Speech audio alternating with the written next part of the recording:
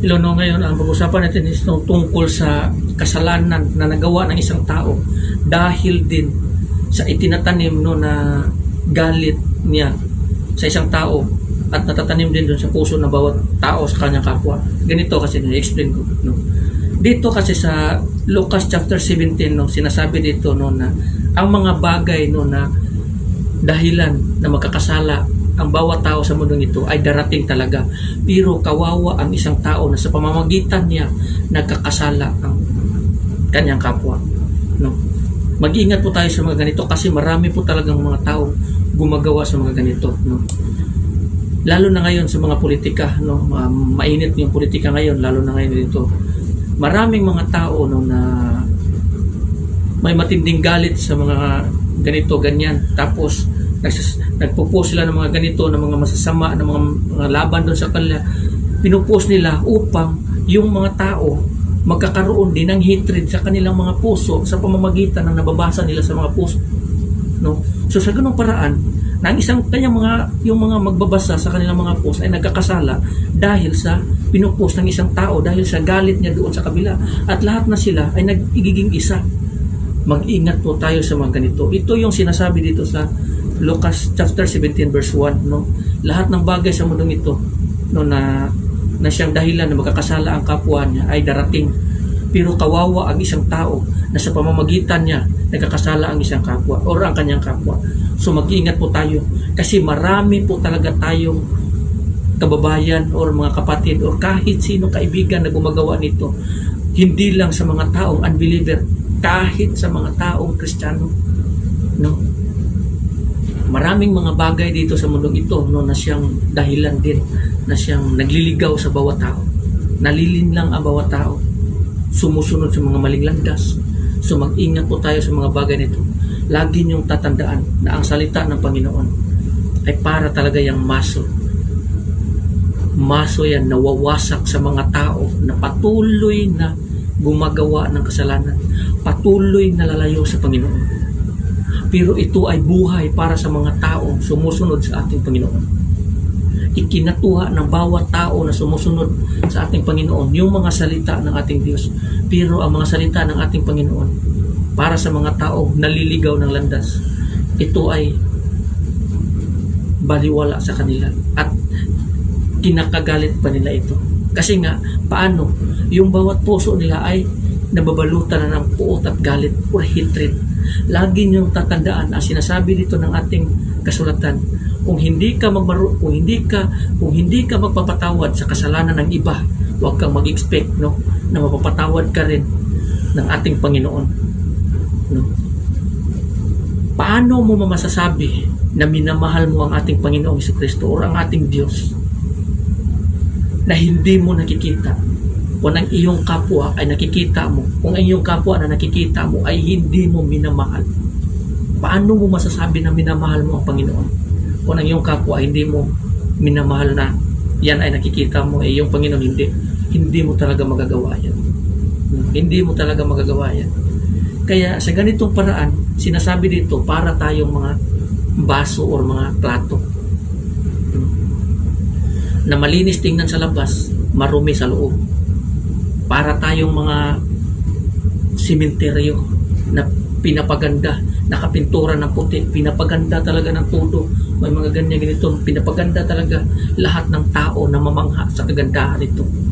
Pero ang loob noon, andoon ang lahat ng uri ng dumi, uod, ipis, daga, or anuman yung mga buto, or lahat ng dumi. So makikita mo sa labas na anyo o sa kinalabasan lamang nila napapakita na sila ay banal na banal-banalan, pero yung loob nila ay marumi pa rin.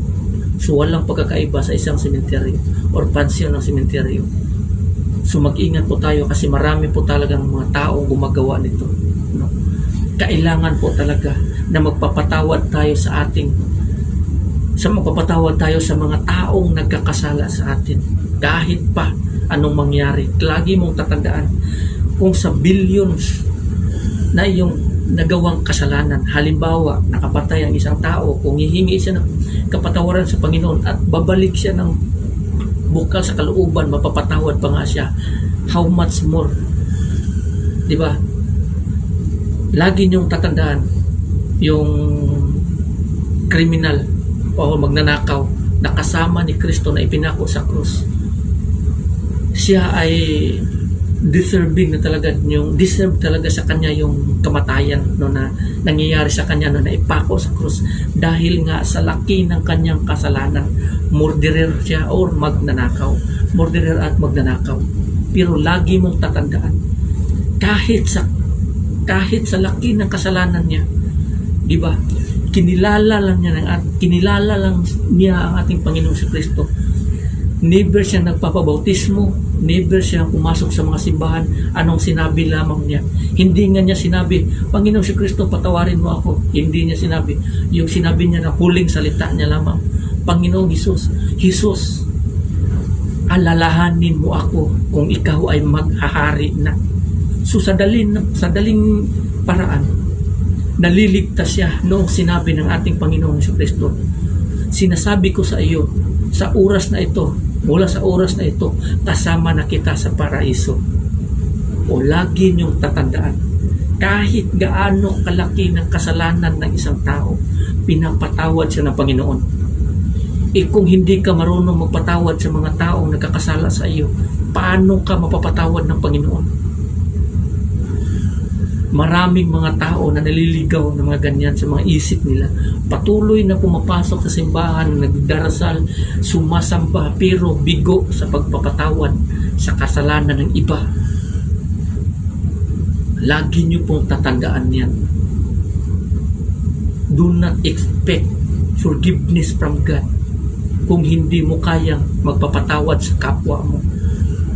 Sa bawat kapwa mo, na kapwa mo lang tao, lagi mo itong tatandaan, ang tao ay hindi mo kaaway. Kapatid mo yan sila. Bawat tao dito, lahat tayo ay pinatuluan niya ng dugo ng ating Panginoon Kristo doon sa krus upang tayo ay magkakaroon ng buhay na walang hanggan at magkaroon tayo ng daan. Hindi dapat tayo magpapatayan kasi doon sa kaharian ng Diyos pinag-isa ang lahat ng mga taong banal, mga taong namumuhay. Wala ka makikitang dumi ron na may mga taong dumi, na may marumi, kundi lahat ng mga tao doon, yung mga tao na namumuhay sa kalooban ng Panginoon, nagbabalik sa ating Panginoon. Hindi kaya dito sa mundong itong magulo. Kung hindi mo kayang mahalin ang iyong kapwa, hindi mo rin kayang mahalin ng Panginoon. Ganun lang kasimple yun. Kung kaya mong mahalin ang iyong kapwa, mahalin mo rin ang Panginoon. Mamahalin mo rin ang Panginoon. Kasi sinabi dito sa kasulatan, kung sino man ang hindi mo pinapatawad dito sa mundong ito, ay hindi rin yan papatawarin doon sa langit. Iisipin yan doon na hindi rin pinapatawad doon sa langit. Kung ikaw hindi rin mo papatawad dito sa lupa, ay hindi ka rin mapapatawad sa langit. Lagi mong tatandaan, dito sa mundong ito, lahat tayo may expiration din. Para tayong barya na gumugulong sa sahig, na sa simula mabilis pa, unti-unting babagal at matutumba. Ganyan tayo dito sa mundong ito. Lilipas tayo, mamamatay tayo, babalik tayo sa lupa. Lahat ng pinaghirapan mo, lahat ng hatred mo, mababaliwala. Walang kakwenta-kwenta yan pagdating ng araw. Wala tayong pagkakaiba sa mga dahon na nakikita mo sa mga punong kahoy. May mga dahon na ano pa lang is nalalaglag at may mga laya na rin nalalaglag. Kung dito sa mundong ito, nandito pa tayo, lagi mong tatandaan yan. Binibigyan pa tayo ng ating Panginoong si Kristo ng isa pang pagkakataon na magsisi sa ating kasalanan at babalik sa Kanya. Huwag nyo pong hintayin na doon na kayo magsisi kung saan huli na, kung saan hindi mo na matatawag pa ang Diyos, hindi mo na malalapitan, hindi mo na maaabot, kung saan iniiwanan ka na niya. Kaya habang nandito pa tayo sa mundong ito, na siya ay matatawag pa natin, malalapitan pa natin, tawagin natin siya, gawin natin itong mga bagay na ito. Habang siya ay nagpapatawad pa sa ating mga kasalanan, humingi tayo ng kapatawaran. At kailangan din magpapatawa din tayo sa mga kasalanan ng iba na nagawa natin, no, nagawa ng mga tao sa atin. At iwasan din natin gumawa ng isang bagay na siyang ikakapahamak sa iba, na siyang dahilan na nagkakasala ang tao. Kasi lagi mong tatandaan, doble-doble ang singil ng Panginoon dyan kung gagawin mo yan. Kasi sa pamamagitan mo, ang isang tao na yan namamatay dahil sa pamamagitan mo, dahil sa iyo. Hindi yan mapupunta sa kapahamakan o mapaparusahan kung hindi mo ginagawa ang isang masama na tinuturo mo sa kanya. Kaya kung mapaparusahan siya, mapaparusahan ka rin. So mag-ingat po tayo sa ating ginagawa. Lagi niyo tatandaan, dito sa mundong ito, lumilipas tayo. Hindi tayo panghabang buhay, lilipas tayo. Mamamatay tayo pagdating ng araw. So hanggang dito na lang, maraming salamat. Lagi niyo tatandaan na pagkamatay natin dito, babalik tayo sa ating Panginoon. Harap tayo sa Diyos for judgment. At doon, hatulan tayo. Doon ang paghuhukom. Hatulan tayo according sa ating mga nagawa dito sa mundong ito. Mabuti man o masama. Ang lahat ng salita dito sa ating Panginoong si Kristo ay siyang gagamitin para sa atin kung tayo ay matuwid ba or masama. Yan ang siyang hahatol sa atin pagdating sa dulo. So lagi niyo pong tatandaan yan na pagdating ng araw na sana hindi masasayang ang buhay na ito. Hindi natin sayangin dito sa mga walang kabuluhan na ginagawa natin na hindi tayo kinalulugdan ng Panginoon. Pagsikapan natin na ang Diyos ang siyang pupuri sa ating mga nagawa, hindi yung pinagsikapan natin na ang mga tao ang siyang pupuri sa atin. Dalawang pagkakaiba yan. Kung ang isang tao, pinupuri siya ng ating Panginoon dahil sa kanyang mga nagawa, ang Diyos ay siyang magbibigay buhay sa kanyang pagdating ng araw. Pero kung ang isang tao, pinupuri ng bawat tao dahil sa kanyang mga nagawa at hindi sa Panginoon, ang tao na yan ay mananatili pa rin kasalanan. Lagi niyong tatandaan yan. Yan ang diferensya sa dalawa. Kasi ang isang kawal, walang ibang ginagawa yan. Ang tapat na kawal, ang ginagawa niya yan dapat ay paglingkuran niya ng mabuti ang kanyang pinuno. Gagawin niya ang lahat upang masiyahan ang kanyang pinuno. Ganito dapat tayo mga kawal ng ating Panginoong sa Kristo, na hindi tayo gagawa ng isang bagay na tayo ay kasiyahan ng sanlibutan, kundi gagawa tayo ng isang bagay o yung bagay na yun na kasiyahan tayo ng ating pinuno, which is our God, Jesus Christ. Yun yung pagsikapan natin na kasiyahan tayo, na matutuwa sa atin yung Panginoon, hindi yung mga tao. Kasi kung ang mga tao matutuwa sa iyo mga ginagawa, kumbaga pinupuri kanila, instead na ang Diyos yung purihin mo, tapos tinatanggap mo yung papuri nila, tapos ganito, ganyan. Alam ng Diyos kung ano nasa puso mo.